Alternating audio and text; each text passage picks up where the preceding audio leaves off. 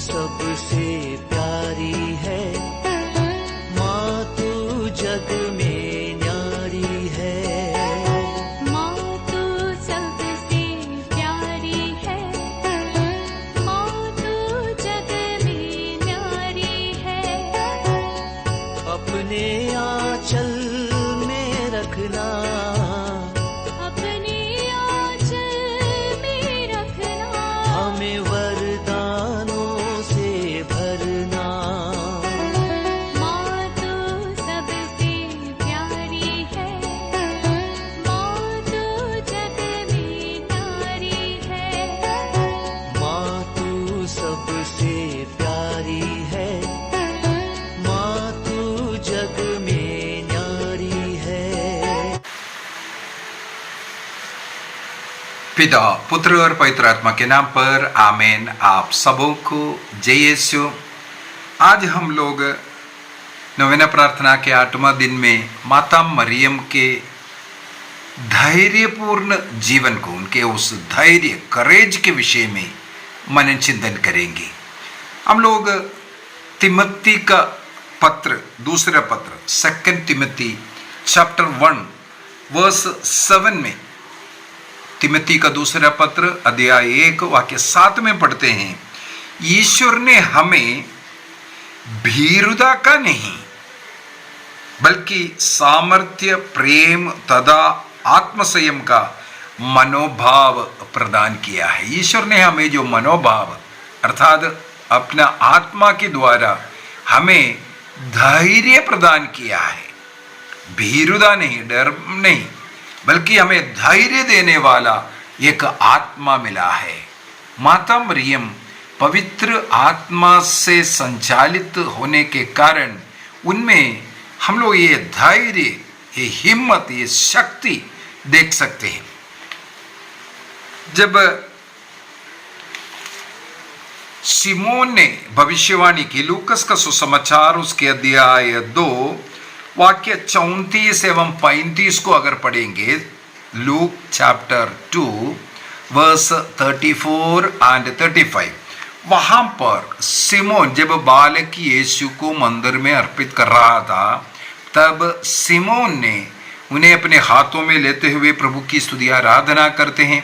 इसके बाद माता पिता की ओर मुड़ करके उन्हें आशीर्वाद देते हैं और क्या कहते हैं, अपने सिमोन ने उन्हें आशीर्वाद दिया और उसकी माता मरियम से यह कहा, देखिए इस बालक के कारण इस्राएल में बहुतों का पतन और उद्धान होगा।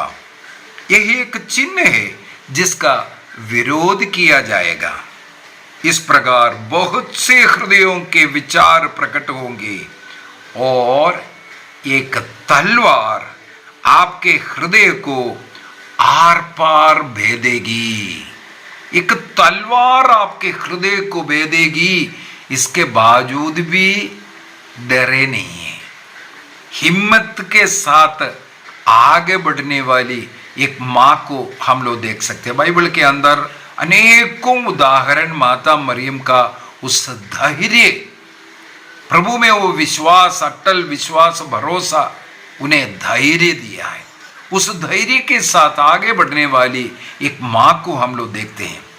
चाहे वो स्वर्गदूत गब्रिएल का संदेश क्यों ना हो, एक कुंवारी है, विवाहित नहीं है, तब गर्भवती होगी बोल करके उस समय पर मूसा के नियम के अनुसार पत्थरों से मार डाला जाएगा, लेकिन उन्होंने हिम्मत नहीं रही, क्योंकि प्रभु के लिए सब कुछ संभव है। ये माता मरियम विश्वास किया, इसलिए धैर्य के साथ वो आगे बढ़ती। इसके बाद अपने कुटुंबिनी एलिजाबेथ को मदद करने के लिए करीब वहाँ से 70 किलोमीटर दूर में जाना है, वो वहाँ से दौड़ती है अपने कुटुंबिनी एलिजाबेथ को मदद देने के लिए। चाहे नाम लिखवाने के लिए पूर्ण गर्भवती है, उस समय पर बेथलेहम की उस यात्रा में भी हम लोग उस माता मरियम की उस धैर्य को देखते हैं। बेथलेहम में कहीं जगह नहीं मिला रहने के लिए, एक गौशाले में शरण लिया, धैर्य के साथ वहां पुत्र प्रसव करती हैं। इसके बाद हम लोग देखते हैं वहां से मिस्र देश की ओर उनका पलायन। मैं जब होली लैंड गया, हम लोग ये 1 दिन का पूरा सफर है बस के अंदर।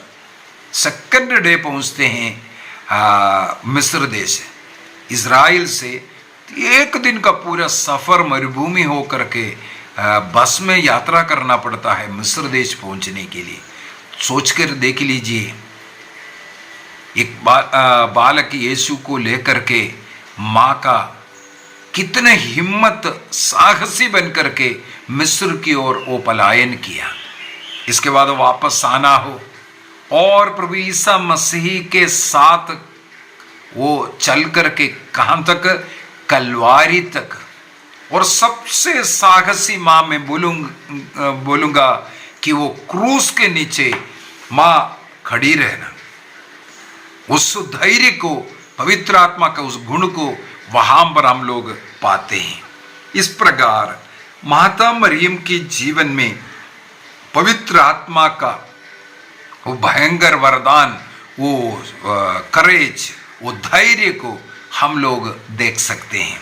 कैथोलिक कलीसिया का धर्म शिक्षा ग्रंथ 964, कैटेकिज्म ऑफ कैथोलिक चर्च 964, 964 के अंदर हम लोग पढ़ते हैं कि ईसा मसीह के साथ ऐसा एक अटूट बंधन में माता मरियम रहती थी। इस कारण वो धैर्य एवं शक्ति के साथ सब प्रकार के दुख कष्ट का सामना करने में वो शक्ति हुआ, पवित्र आत्मा से भर करके। और अपने पुत्र का ईसा मसीह के साथ एक अटूट प्रेम बंधन में रहने के कारण यह संभव हुआ। इस दुनिया में हम लोग ऐसे देख सकते हैं, अनेकों लोग इस प्रकार धैर्य के साथ एक मसीही होने के कारण कष्ट पीड़ा सह रहे हैं। हमारे भारत देश के अंदर भी आज भी अनेकों लोग एक मसीही होने के कारण, एक क्रिस्त में विश्वास करने के कारण, एक क्रिश्चियन है बोलने के कारण आज भी अपमान सह रहा है, निंदा सह रहा है, उनके ऊपर अत्याचार हो रहा है। लेकिन प्रभु के लिए सहने के लिए वो धैर्य के साथ रह रहा है। ये धैर्य पवित्र आत्मा प्रदान करता है। डर भय के कारण प्रभु को त्याग नहीं रहा है, या किसी का धमकी या गांव से निकाल रहा है या परिवार से निकाल रहा है। इन्हें धमकियां इनको और ज्यादा धैर्य प्रदान कर रहा है, क्योंकि प्रभु के साथ वो प्रेम का अटूट बंधन उन्हें जोड़ कर रखा है। माता मरियम में यदि वो धैर्य मिला है ईसा मसीह के साथ वो प्रेम बंधन के कारण।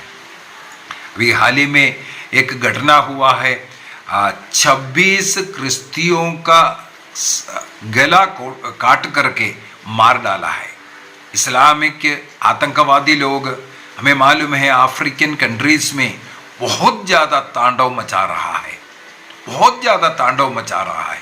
यदि वहाँ पर आज क्रिश्चियंस जी रहा है इसी धैर्य के साथ, ईसा मसीह के साथ तो अटूट प्रेम में रह करके वो मरने के लिए भी तैयार हो रहा है।